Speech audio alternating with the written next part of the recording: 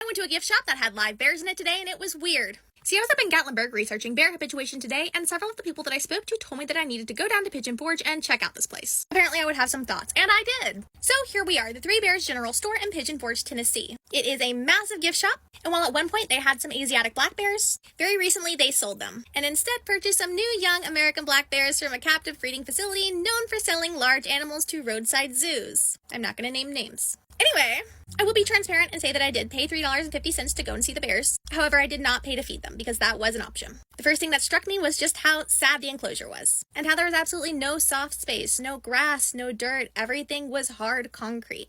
I did appreciate the water feature, but everything else was really sad. Now, there was some interpretive signage, and it kind of got my hopes up, but again, it was a disappointment. It was nice that they mentioned something about enrichment, but after seeing the enclosure, a cynical part of me wonders if this is kind of an excuse to cover up stereotypies. Who knows? My biggest concern, however, was that the place was allowing people to feed the bears. Now, here's the thing. I'm not against zoos or other facilities allowing guests to feed animals. I believe that if done properly, it can be a really educational opportunity and help guests develop empathy for animals. However, context needs to be taken into account. Gatlinburg and Pigeon Forge are home to a population of highly habituated bears. Bears that are regularly being euthanized because people are feeding them. And if you think that tourists are going to recognize that there's a difference between feeding bears in the wild and feeding bears in captivity when there's no kind of keeper or interpreter involved, you're wrong. The behavioral spillover effect tell us that tourists are just going to see this interaction as adorable and exciting and will want to repeat it with bears that they see elsewhere, because there's no kind of real education to lock that in. Although, what am I talking about? This place obviously isn't for education in the first place. If it was, the whole bear section on their website wouldn't be written by ChatGPT. But I think that this is all really sad, and not just for the bears, because I think that this could have been a really great opportunity to educate about the bears in the Smokies and help reduce harmful behaviors by tourists.